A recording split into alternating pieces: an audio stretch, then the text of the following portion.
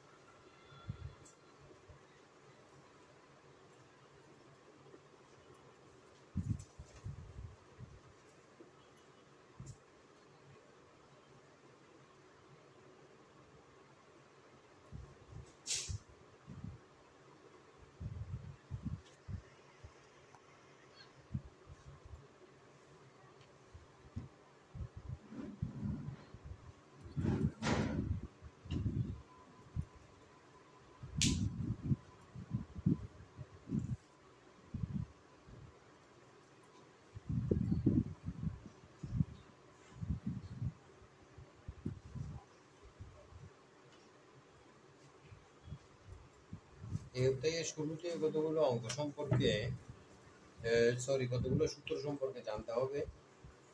সূত্রগুলো হচ্ছে, এখানে একটা সমকোণী ত্রিভুজ, এটা হচ্ছে একটা সমকোণী ত্রিভুজ,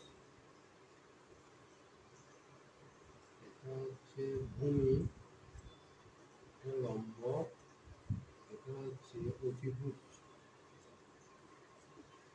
তাহলে ত্রিকোণমিতির এই যে সমকোণী ত্রিভুজের সূত্র থেকে ত্রিকোণমিতির প্রথম সূত্রটা আসতেছে সাইন থিটা। এই কোণটা হচ্ছে থিটা কোণ।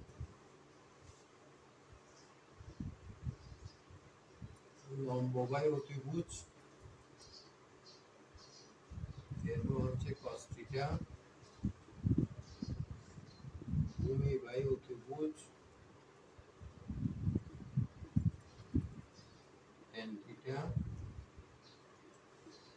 লম্ব বাই ভূমি। ঠিক আছে, এই জিনিসটাকে সংক্ষেপে আমরা এইভাবে লিখে থাকি, লৌকি ভূমতি লঘু, এভাবে লিখে থাকি সংক্ষেপে। লতিভূতি লঘু অর্থাৎ লম্ব হয় অতিভুজ, ভূমি অতিভুজ, লম্ব হয় ভূমি, এদিকে হবে sign theta cos theta theta. এই সূত্রটাকে এইভাবে মনে রাখতে হবে, এটা একটা মোস্ট ইম্পর্টেন্ট সূত্র। এই সূত্রটা ত্রিকোণমিতি, ম্যাথমেটিক্স, ফিজিক্স, বিভিন্ন সায়েন্সের সাবজেক্টের অনেক জায়গায় ব্যবহৃত হয়। এই ত্রিকোণমিতির এই সূত্রটা, এটাকে বলা হয় ত্রিকোণমিতির সমকোণী ত্রিভুজের সূত্র। এরপর আসতেছে বিভিন্ন ডিগ্রিতে কোণের মান, বিভিন্ন ডিগ্রিতে, যেমন 30 degree, 0 degree, 30 degree, 45 degree, 60 degree, 90 degree, এই যে বিভিন্ন ডিগ্রিতে সাইন থিটা এবং sine theta, cos theta, tan theta, cot theta, sec theta, cosec থিটার এই মানগুলো খুবই ইম্পর্টেন্ট। এই মানগুলো কিভাবে আসতেছে ওটাও জানতে হবে। এর আগে এগুলার উল্টা মানগুলো আমাদেরকে জানতে হয়। আমি এগুলো দেখাচ্ছি এগিয়ে গিয়ে কোন কোন সূত্রগুলো মনে রাখতে হবে। এরপর মনে রাখতে হবে যে সূত্রগুলো, সেগুলো হচ্ছে যেটা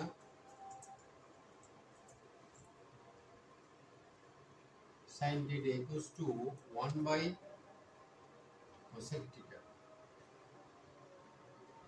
cosec theta equals to 1 by sin theta, এরপর হচ্ছে cos theta equals to 1 by sec theta, sec theta equals to 1 by cos theta, এরপর আসতেছে cot theta, tan theta equals to sin theta by cos theta, cos theta, cot theta equals to cos theta by sin theta, এরপর আসতেছে tan theta equals to 1 by cot theta, cot theta equals to 1 by tan theta, এই মানগুলো অবশ্যই মনে রাখতে হবে।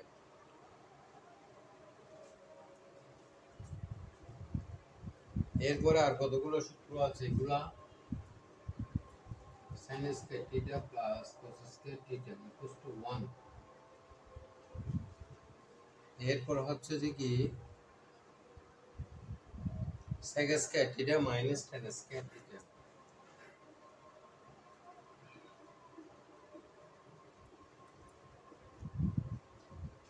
sec square theta minus tan square theta equal to 1।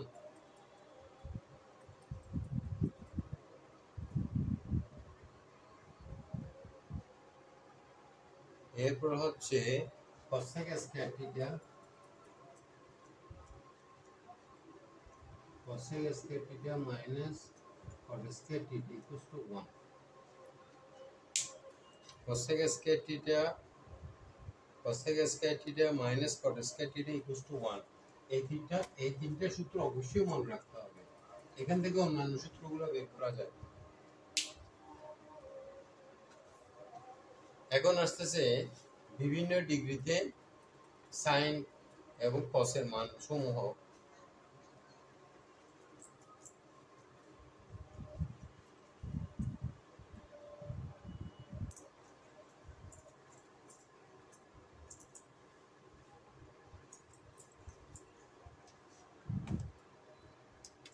যেমন প্রথম আসতেছে কি 0 degree, 30 degree, 45 degree, 60 degree, 90 degree. প্রথমে আমরা সাইনের মান বের করব। সাইন এখানে যে 0 1 2 3 4, এরপরে সবগুলোকে 4 দ্বারা ভাগ করতে হবে। 4 দ্বারা ভাগ করে এখানে রুট দিয়ে দিতে হবে একটা করে প্রত্যেকটাতে। তাহলে আমরা যদি সাইনের মান যদি নিই, প্রথমে সাইনের মান আসছে এখানে 0 divide by something is equal to 0। এখানে হবে যে কত হাফ, এখানে হবে যে 1 বাই রুট 2, এখানে হবে যে রুট 3 বাই 2, এখানে হবে যে 1। এখন cos এর মান আসবে যে উল্টা করে, এটাকে উল্টা করে বসা দিলে cos এর মান আসবে 1 root 3 by 2, 1 by root 2 half 0। একেবারে সহজ। আমরা অনেক সময় অনেক স্টুডেন্টকে দেখি এই মানগুলো মনে রাখে, পরীক্ষার খাতায় পরীক্ষার সময় মানগুলা মুখস্থ করে আসে, উল্টো পুল্টো বসাই দেয়, যার ফলে অঙ্কগুলো ভুল হয়ে যায়। কিন্তু সেটা নিয়ম না। সে নিয়ম হচ্ছে যে কি এই দুইটা অনুপাতের মানগুলো আগে বের করে রাখতে হয়, খাতার পিছনে রাফ দিকে সেখানে বের করে রাখতে হয় এবং ওখান থেকে সেগুলো বসাতে হয়। যেমন আমাদের যদি এই মানগুলো যদি জানা থাকে, তাহলে আমরা অনায়াসে অন্যান্য মানগুলো বের করতে পারি। যেমন cosec 60 ডিগ্রি, cosec 60 ডিগ্রি সমান কি হবে 1 বাই sin 60 ডিগ্রি, কারণ cosec থিটা সমান 1 বাই sin থিটা। তাহলে cosec 60 ডিগ্রি সমান 1 বাই sin 60 ডিগ্রি। sin 60 ডিগ্রি মান হচ্ছে আমার √3 বাই 2, √3 বাই 2। তাহলে একটু উল্টে গেলে হবে যে 2 বাই √3। এভাবে অন্যান্য মানগুলো বের করতে পারি। যেমন sec 30 ডিগ্রি, sec থিটা সমান 1 বাই cos থিটা, cos 30 ডিগ্রি। তাহলে cos 30 ডিগ্রির মান হচ্ছে আমার √3 বাই 2। তাহলে এটা হবে যে √3 বাই 2। তাহলে এটা উল্টে গেলে হবে যে 2 বাই √3। একেবারে সিম্পল। যেমন আমি আরো কয়েকটা মান বের করি এখান থেকে।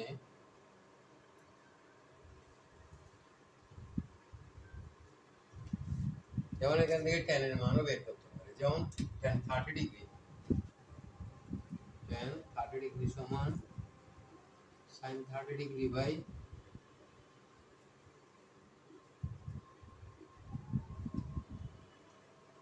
tan 30 ডিগ্রি সমান হচ্ছে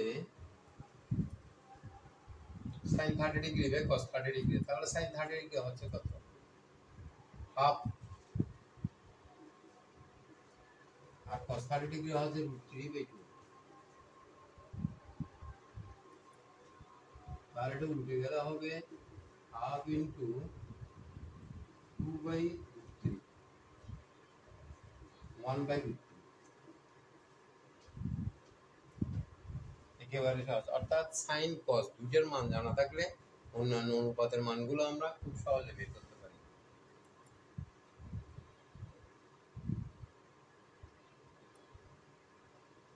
যেমন cot 60 degree, cot 60 degree, cot 60 degree সমান হচ্ছে cos 30 degree, cos 60 degree by sin 60 degree. এখন এগুলো মানগুলো বসাই দিই।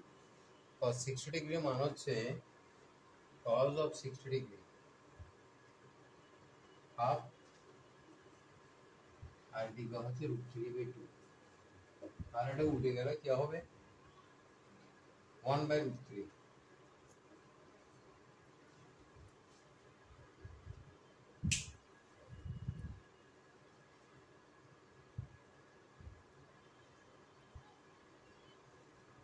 তাহলে আমরা এভাবে যে কোনো ডিগ্রিতে ত্রিকোণমিতির অনুপাতের সূত্রগুলো খুব সহজে বের করতে পারি।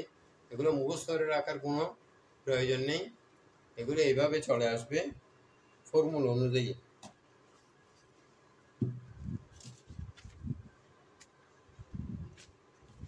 এখন এখানে আরেকটা সূত্র মনে রাখতে হয় এই চ্যাপ্টারের অঙ্কের জন্য।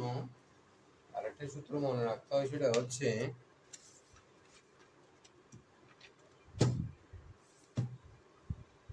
সেই জিনিসটা হচ্ছে যে এরকম,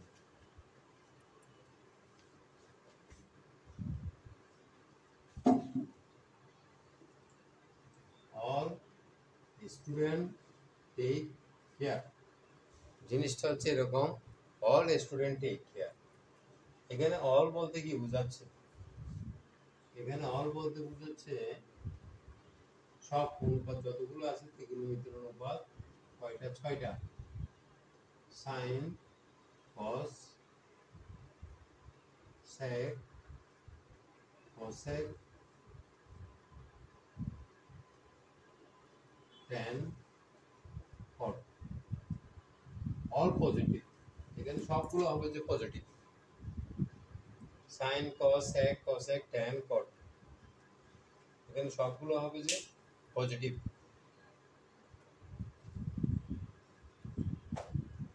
এরপরে এখানে হবে যে সাইন এবং cos positive, sine positive, cos positive, বাকিগুলো নেগেটিভ।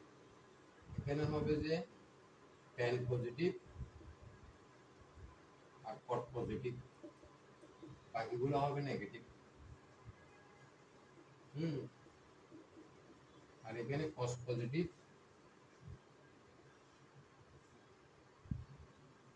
কসেক পজিটিভ, বাকিগুলো হবে যে নেগেটিভ।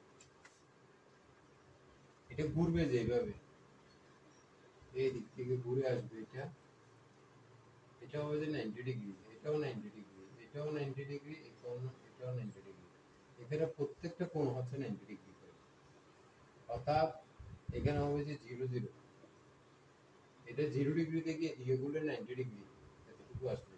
আবার এটা ঘুরে এদিকে আসলে 90 ডিগ্রি, আবার এদিক থেকে এদিকে আসলে 90 ডিগ্রি, আবার এদিক থেকে এদিকে, অর্থাৎ এখান থেকে এখানে গেলে হবে যে 90 ডিগ্রি।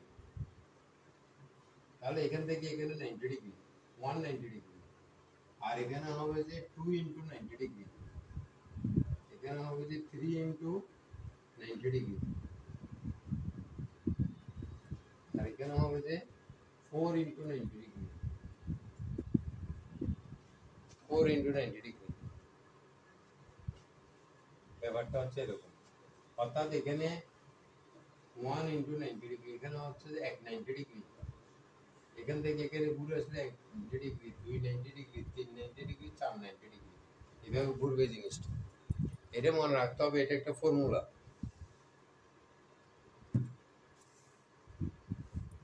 এরপর আসা যাক জোর বেজোর। সাইনের আগে যে জোর সংখ্যা থাকে তাহলে হবে যে কস। সাইন থাকলে এটা কি হয়ে যাবে? কস হয়ে যাবে। কস থাকলে হয়ে যাবে যে সাইন। এটা বেজোরের ক্ষেত্রে, জোরের ক্ষেত্রে তো সমান সমান বসে যাবে, জোরের ক্ষেত্রে সমান সমান বসে যাবে। এটা হচ্ছে বিজোরের ক্ষেত্রে, বিজোর সাইন থাকলে কস হবে, কস থাকলে সাইন হবে, সেক থাকলে হবে যে কসেক, সেক থাকলে হবে যে কসেক, কসেক থাকলে হবে যে সেক, ট্যান থাকলে হবে যে কট, কট থাকলে হবে যে ট্যান। এগুলো হচ্ছে বেজোর হিসাব। বেজোরের জন্য এরকম হবে, আর জোরের জন্য যেটা আছে সেটা বসে যাবে। এগুলো আমি অঙ্ক করালে বুঝতে পারবে কোন জায়গায় এই ফর্মুলাগুলো ব্যবহৃত হয়।